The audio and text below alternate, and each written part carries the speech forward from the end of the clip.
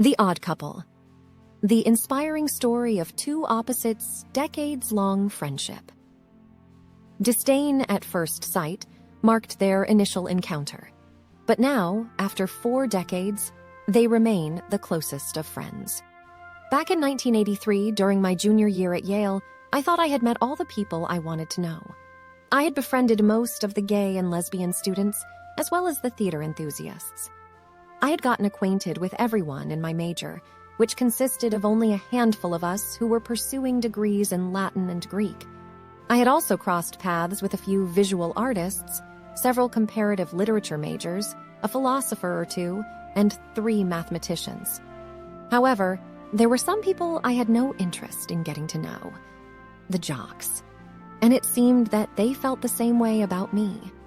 Whenever I entered the dining hall, I would see them occupying large, boisterous tables and devouring colossal platters of scrambled eggs. They would wear their baseball caps backward and travel in packs. The jocks and I were like 2 celestial bodies orbiting around each other, but never colliding. I feared that if we did collide, I would be utterly destroyed. My life took a dramatic turn when I collided with a particular jock named Chris Maxey, or simply Maxey, as everyone called him. From the outset, it was evident that Maxey and I were not meant to be friends. What wasn't so apparent was that I harbored more prejudices against him than he did against me. The first encounter with a future companion. It all began when my friend Tim paid me a visit. During our conversation, he mentioned that he belonged to a senior secret society. He asked me if I had ever noticed a granite building located on the periphery of the campus. That was the hall where they had been meeting twice a week throughout the year. Currently, they were in the process of selecting 15 juniors to take their place. These juniors would inherit the hall and gather there twice a week for dinner throughout the upcoming year. We try to bring together the 15 most different kids we can find, so you'll meet people who are nothing like you. He asked if I would want to join 2 evenings a week.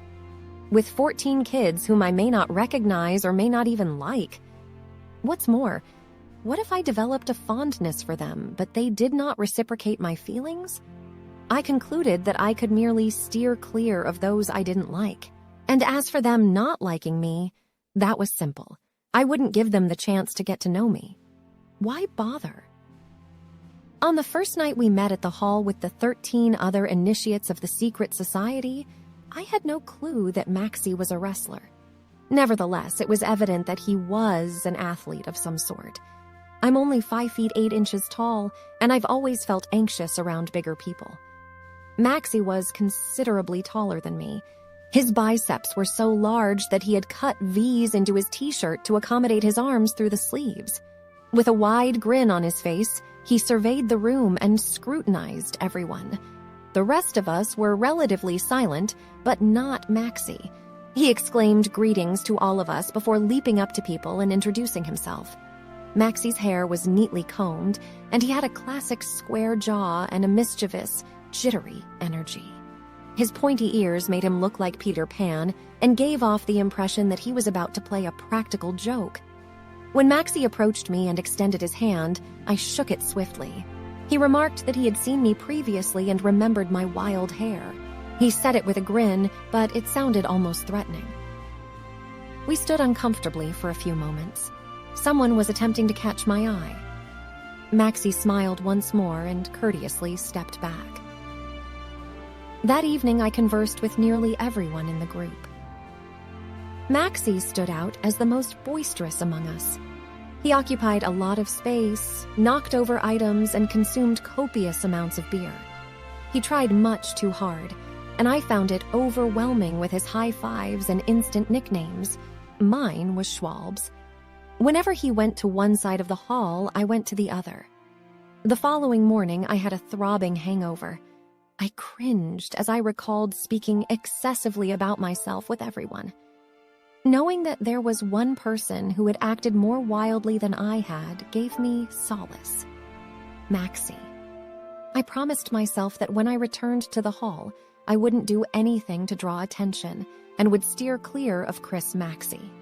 The unexpected beginnings of an unlikely friendship. Our group was scheduled to spend an entire weekend away together as a means to quickly get to know one another. I was anxious about spending 70 hours with a bunch of strangers. My recent reading of William Golding's Lord of the Flies only added to my apprehension. I knew all too well how easily things could go wrong. Surprisingly, nothing went wrong. We ate, drank, and talked, and I found myself liking the other kids a lot. However, Maxey still made me uneasy, and it seemed like the feeling was mutual. I couldn't think of anything to say to him. On the last morning, as we discussed our hangovers, Maxey suggested that I ride home with him on his motorcycle. He insisted that the fresh air would do me good, but I protested, saying that I disliked motorcycles and that it was a terrible idea. Nevertheless, Maxey persisted and tossed a helmet my way. "Dude," he said, "you just got to promise me one thing. If you feel like you're frickin' going to puke, turn your head around and try not to get me or the cycle." As I reluctantly got on the back of Maxey's motorcycle, I couldn't help but worry about the awkwardness of wrapping my arms around him to keep from falling off. On one hand, it seemed like a good idea, but on the other, I didn't want to give the wrong impression or make things uncomfortable between us. Complicating matters was my general aversion to hugging people, which made the situation all the more stressful. Despite my reservations, Maxey revved up the engine and we took off down the highway. I held on tightly, feeling the wind whipping past me and the roar of the engine in my ears. We couldn't talk or listen to music, but in my head, I heard Bruce Springsteen's Born to Run playing, with its lyrics about the freedom of the open road and the power of the human spirit. Maybe there was something to this motorcycle thing after all. On a freezing day just before spring break, Sunday, March 4th, the group gathered in the hall for dinner. Despite the cold weather, they headed downstairs to the pool table and television. While Maxey played pool, my friend and I watched MTV, and I noticed Maxey becoming increasingly drunk. He kept interrupting the game to chase Brooke, our group's president, around the table, and she did the same to him. As we enjoyed each other's company and continued drinking beer, I heard Maxey shout, "You homo!" directed at one of our straight friends who had made a legendary pool shot. I hesitated, unsure if Maxey had intended to offend or if it was just a habit. Despite my reservations, I decided to ignore the remark, but moments later, Maxey shouted, "You are such a homo!" I caught his eye, and he looked sheepish, but he didn't apologize. I felt a surge of anger towards Maxey, but I was even more furious with myself for not standing up to him and for allowing myself to be vulnerable. Upon our return to Yale, Maxey was one of the first people I saw. He greeted me with a tight embrace, slapping my back and inquiring about my break. I had spent my time working at the Gay Men's Health Crisis Hotline in New York. It was the 1980s, and people were highly fearful and uninformed about AIDS, leading to harsh discrimination against those who were either diagnosed with or suspected to have the disease. Despite Maxey's previous derogatory remarks, or perhaps because of them, I made the decision to have a serious conversation with him. I shared stories about my experience working at the Gay Men's Health Crisis Hotline in New York during the 80s, when there was widespread fear and discrimination against people with AIDS. I told him about a man who was crying on the phone because he needed medical attention but was scared of being deported. I also mentioned another man who was unable to find a funeral home to take away his partner's body, which was lying next to him. Maxey responded with an apology, saying, "I'm sorry. I wondered if Maxey remembered the hurtful words he had said that night by the pool table." Despite my anger, I chose to interpret his hug as an apology. I didn't want to hold a grudge against Maxey. In fact, I wanted him to like me, and I believed he did. Maxey seemed to have a realization, and he shared it with me. "I'm learning a lot lately," he said, "and one of the biggest things is that I need to stop saying dumb things." In the years that followed, I relocated to New York with David, my future husband, whom I met shortly after graduation. Our social circle revolved around a close group of friends, family, and work colleagues from the book industry where I worked as an editor and author. We felt fortunate to have so many people in our lives. Maxey, on the other hand, had his own friends from his 6-year service with the Navy SEALs after college, and a group of Yaleys I wasn't familiar with, including a few jocks I had tried to avoid. However, Maxey and his wife Pam had little time for socializing, as they had 4 young children and were opening a school on the Bahamian island of Eleuthera.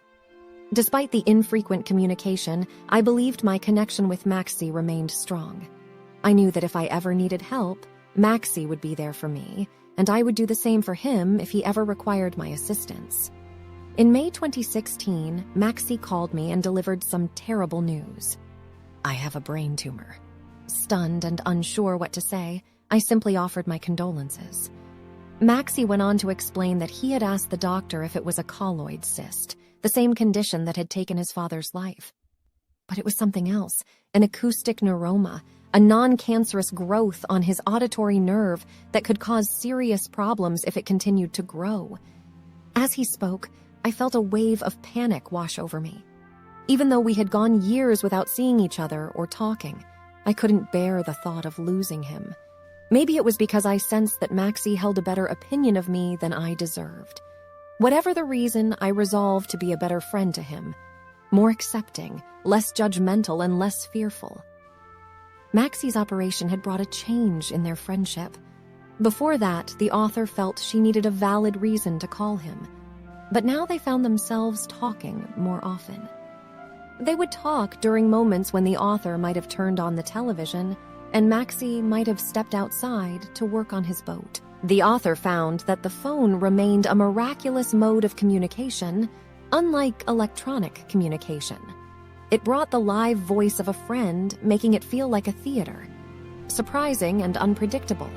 In contrast, email felt like a movie, unchanging even if received. The author realized that her presence during a phone call was essential.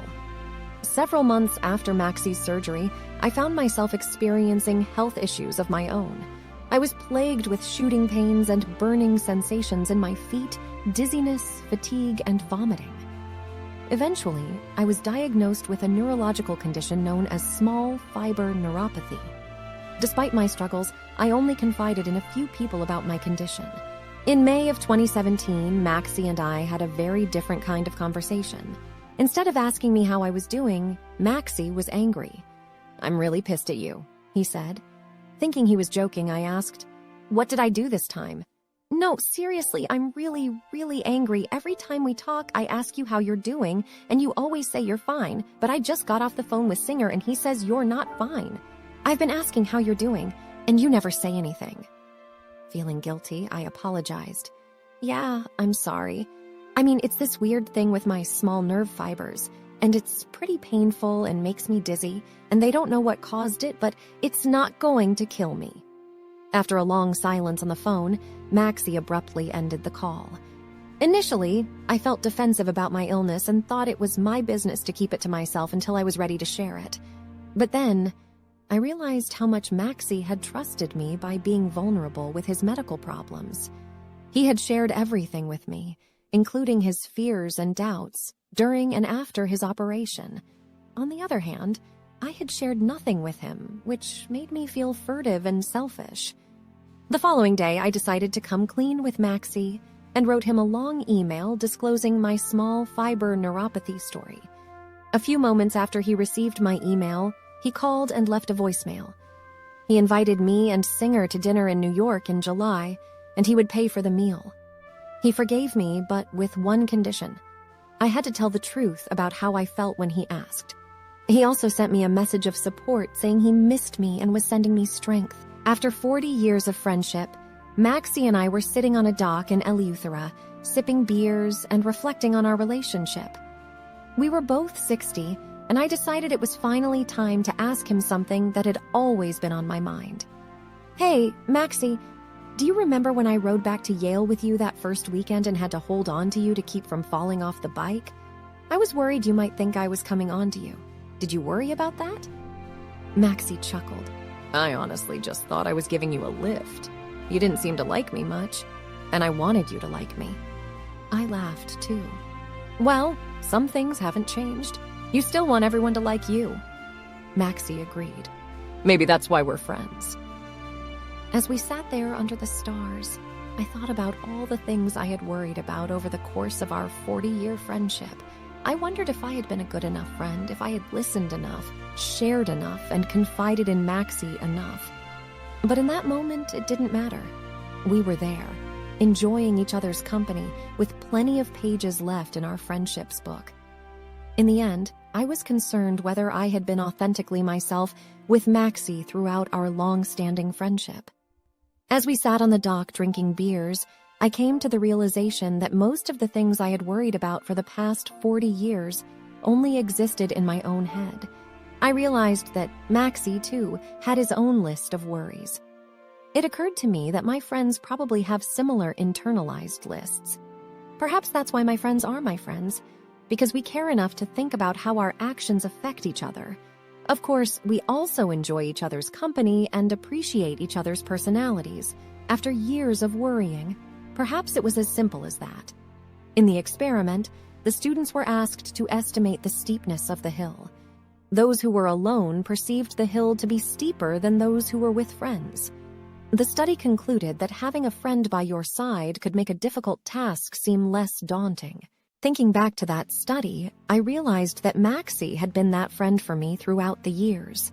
Whether it was navigating the challenges of school or work, or coping with illness or loss, Maxey had always been there to make things seem a little less daunting.